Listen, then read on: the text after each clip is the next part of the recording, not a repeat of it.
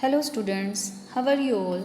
Today we will discuss about the gist of your English chapter Rip Van Winkle. So let's start. This story is about Rip Van Winkle. ये story किसके बारे में है? विंकल के बारे में है. A good natured but lazy man who goes away into the hills and falls asleep. वो क्या करता है? रिप वैन विंकल एक बहुत ही गुड नेचर्ड पर्सन है, बट अ लेज़ी मैन, लेकिन वो बहुत आलसी भी है. हु गोज़ अवे, जो कहाँ चला जाता है? हिल्स में चला जाता है. एंड फॉल अस्लीप, और वहाँ पर जाकर सो जाता है. When he awakens 20 years later, जब वो 20 साल बाद अपनी नींद से उठता है, rib finds that quite a few things have changed. 20 साल बाद जब वो अपनी नींद से जागता है तो वो क्या देखता है? Few things has changed.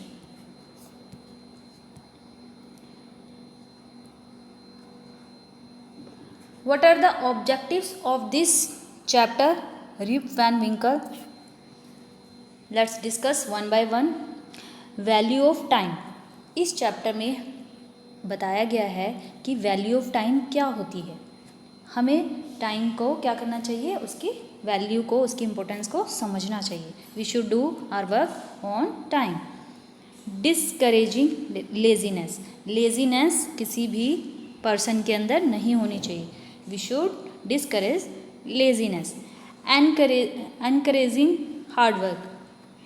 किस चीज़ को एनकरेज करना चाहिए? हार्ड वर्क को. हम सभी को हार्ड वर्क करना चाहिए to get success. Social behaviour. We all should have social behaviour, good social behaviour. To develop imagination and creativity. To increase vocabulary. Vocabulary आपकी स्ट्रॉन्ग होनी चाहिए. What is the meaning of vocabulary? To know new words, that is called vocabulary. To develop the skills of reading, writing, speaking and listening. ताकि आप chapter को पढ़ के क्या कर सके? अपनी रीडिंग, राइटिंग, स्पीकिंग और लिसनिंग को इम्प्रूव कर सकें. So let's start. कंपेनियन कौन थे इसके? Companion partners. ये रिप वैन विंकल के कंपेनियन पार्टनर्स कौन थे? These childrens and this dog. Rip Van in his village. जब वो अपने विलेज में था तो वो क्या करता था? अभी हमने ऑब्जेक्टिव्स के बारे में बात की है कि इस चैप्टर के थ्रू हमें क्या ऑब्जेक्टिव्स बताए गए हैं. We should have good social behaviour. तो सोशल बिहेवियर में क्या सब आता है? हेल्पिंग द नेबर्स, नेबर्स की हेल्प करना. प्लेइंग विद चिल्ड्रन, चिल्ड्रन के साथ क्या करना? प्ले करना. He played with children. He taught them to fly kites and shoot marbles and told them long stories. वो क्या करता था? बच्चों के साथ उनको काइट्स फ्लाई करना सिखाता था, मार्बल्स खेलना सिखाता था एंड उनको वो बहुत अच्छी अच्छी स्टोरीज भी सुनाता था. Problems with Rip Van. अच्छा, रिप वैन के साथ प्रॉब्लम क्या थी? वो तो उसका गुड नेचर था, गुड पार्ट था कि वो अपने नेबर्स की क्या करता था? हेल्प करता था, उनको विश करता था और बच्चों के साथ खेलता था, सभी को अच्छे से ट्रीट करता था. बट उसके साथ प्रॉब्लम क्या थी? He was a very lazy man. वो क्या था? बहुत ही लेजी था. He did not work on his own farm and just idled away his time. वो अपने खुद के फार्म में क्या नहीं करता था? काम नहीं करता था और अपना टाइम क्या करता था? ऐसे ही खराब कर देता था. His fancies were falling to pieces. What is the meaning of fancies? Fancies means जो फील्ड के चारों तरफ बाउंड्री की जाती है, दैट इज कॉल्ड फेंसिंग. तो वो फेंसिंग भी उसकी क्या हो रही थी? पीसीज में कन्वर्ट हो रही थी, वो भी टूट रही थी. His cow was going astray. Astray means which has no direction. उसकी काउस क्या थी, वो भी इधर उधर विदाउट एनी डायरेक्शन घूमते रहती थी। Weeds grew on his farm. Weeds means, what is the meaning of weeds? Weeds means unwanted plants. जो अनवांटेड प्लांट्स ऐसे ही ग्रू हो जाते हैं, that's called weeds. His companion was his dog by name Wolf. उसका companion कौन था? Companion means, what is the meaning of companion? Companion means साथी। उसका साथी कौन था? एक डॉग था और उसका नेम क्या था? Wolf. In this picture you can see Rip Van Winkle with his dog. To avoid work he would walk away with his dog. वो काम से बचने के लिए वो अपने डॉग के साथ चला गया।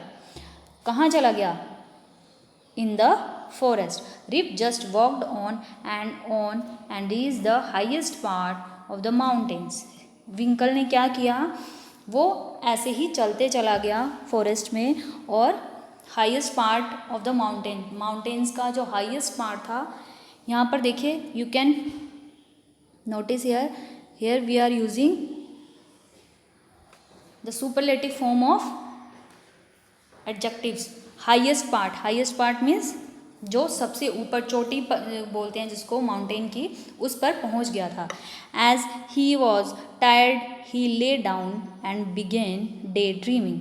और वो वहाँ पर थक कर, टायर्ड होकर लेट गया और डे ड्रीमिंग करने लगा, मतलब दिन में ही सपने देखने लगा। एट नाइट, रात में क्या हुआ?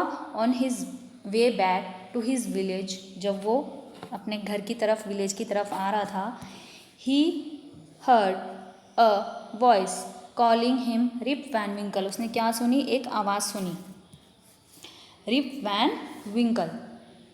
He saw a short old man walking towards him. वो उसने अपनी तरफ एक आते हुए छोटे ओल्ड मैन को देखा। With the barrel. Barrel means, as you can see here, these kind of containers are called barrel. The stranger took Rip to a place where some more old looking man were playing nine pins. अच्छा, वो जो old man जिसने उसको आवाज़ दी थी, rib Van विंकल को, वो उसको कहाँ ले गया? स्ट्रेंज पीपल्स के पास ले गया। उन स्ट्रेंज पीपल के पास ले जाकर उसने क्या किया? वो कैसे थे? ओल्ड लुकिंग मैन, वो कुछ अच्छे नहीं दिख रहे थे, ओल्ड लुकिंग मैन थे।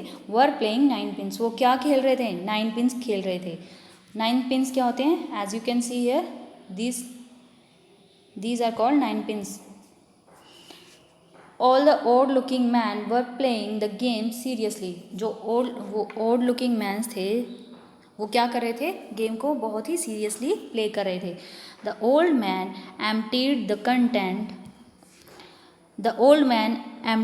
contents of the barrel into glasses and made Rip drink it.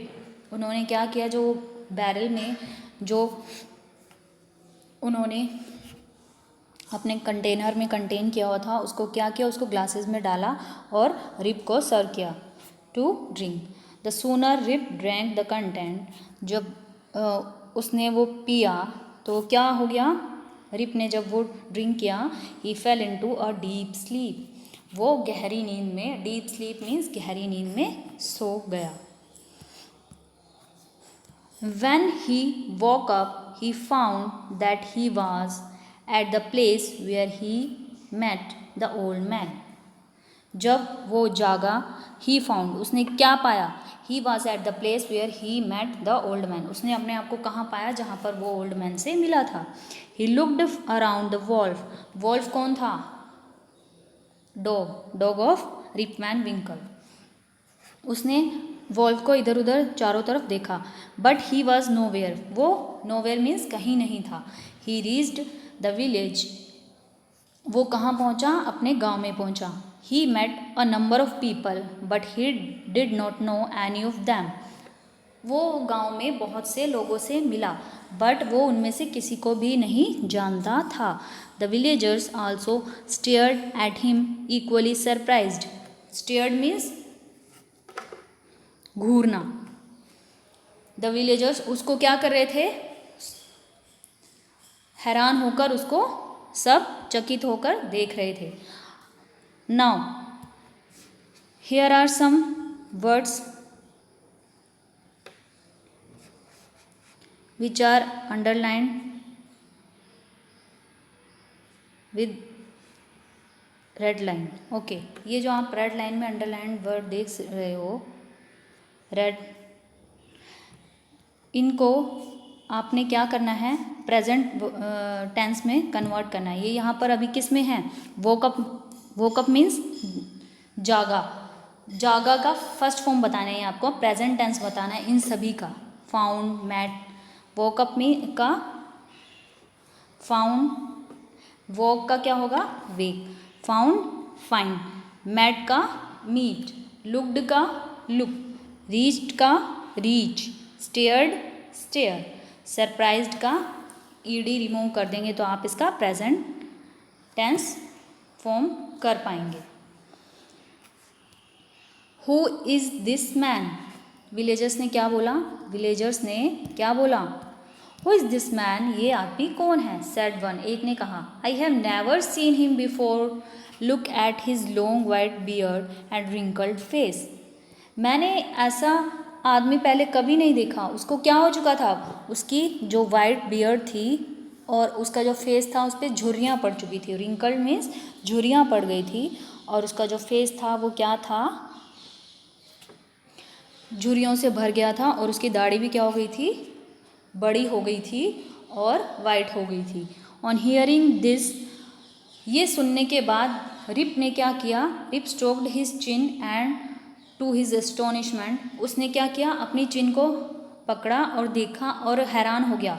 उसने क्या देखा, ही फाउंड, उसने क्या पाया, his beard has grown a foot long, उसकी दाढ़ी बहुत ही लंबी हो चुकी थी पैरों तक. But an old woman recognised, एक बूढ़ी औरत ने उसको रिकग्नाइज किया. रिकग्नाइज मीन्स पहचान लिया. Rip and asked where have you been these 20 long years, और उसने रिप से क्या कहा, ओल्ड लेडी ने, कि तुम इतने सालों से कहाँ पर थे, तुम 20 सालों से यहाँ नहीं थे, तुम कहाँ चले गए थे. So this was all about the story of Rip Van Winkle. Now evaluation time. Fill in the comparative and superlative degrees. आपको क्या करना है, इसमें एडजेक्टिव्स की डिफरेंट डिग्रीज फाइंड करनी है और फिल करनी है. Beautiful, this is more beautiful and this is most beautiful. This is an example. Okay, now come to the next one. Wonderful, this is more wonderful and Taj Mahal is most wonderful. Okay, fast. Now हम यहाँ क्या कर रहे हैं, comparison कर रहे हैं. Comparison में सेकंड फॉर्म यूज होगा एडजेक्टिव का, फास्ट का faster and this is fastest. Racing car is the fastest. Okay, largest, यानी कि हमें सुपरलेटिव डिग्री दी हुई है तो इसका पॉजिटिव डिग्री क्या होगा, large. And this is larger and this is largest. Pretty, prettier, ये क्या है, पॉजिटिव डिग्री, ये comparative degree and this is superlative degree. तो this is pretty, prettiest. Okay, now underline the silent words. आपको इसमें जो ये जो वर्ड्स गिवन है, आपको इसमें साइलेंट वर्ड्स को क्या करना है, अंडरलाइन करना है. जैसे नी, फॉर एग्जाम्पल नी, नी में क्या है, के साइलेंट है. नाइफ, नोट, नो, तो इन सब में क्या है, के जो लेटर है अल्फ़ाबेट, ये क्या है, साइलेंट है. ऐसे ही आपको इन सब में फाइंड करने हैं कि इनमें कौन सा लेटर साइलेंट है. Now once again let's discuss about objectives. एक बार फिर से ऑब्जेक्टिव्स के बारे में जो ये हमने स्टोरी समझी है उसके ऑब्जेक्टिव्स को एक बार फिर से डिस्कस करते हैं। फर्स्ट हमने क्या देखा था, value of time. Value of time में क्या था कि उसने अपने 20 साल बर्बाद कर दिए थे, अपने 20 साल बर्बाद कर दिए थे, 20 साल अपने बर्बाद कर दिए थे। डिस्करेज लेजीनेस, उसको वैल्यू ऑफ टाइम नहीं थी। अगर वैल्यू ऑफ टाइम होता तो उसने अपने गहरी नींद में जो 20 साल वेस्ट किए थे उनमें वो बहुत कुछ कर सकता था। अपनी लेजीनेस की वजह से उसने अपने टाइम को क्या कर दिया, वेस्ट कर दिया। उसने कभी कोई हार्ड वर्क नहीं किया। उसका सोशल बिहेवियर तो अच्छा था बट उसने अपने लिए कुछ नहीं किया, उसने अपना सारा टाइम ऐसे ही वेस्ट कर दिया। To develop imagination and creativity, इससे आपको क्या पता चलता है कि आपको अपने अंदर नई नई चीज़ों को सोचने और समझने की क्या लानी चाहिए, थिंकिंग को डेवलप करना चाहिए। और जो इसमें न्यू वर्ड्स आए हैं उनके बारे में समझ के उनके स्पेलिंग्स को लर्न करना। और जब टीचर आपको रीडिंग कराते हैं तो लिसनिंग स्पीकिंग को अपने इम्प्रूव करना। This was all about this chapter Rip Van Winkle. Okay, have a nice day. Bye bye.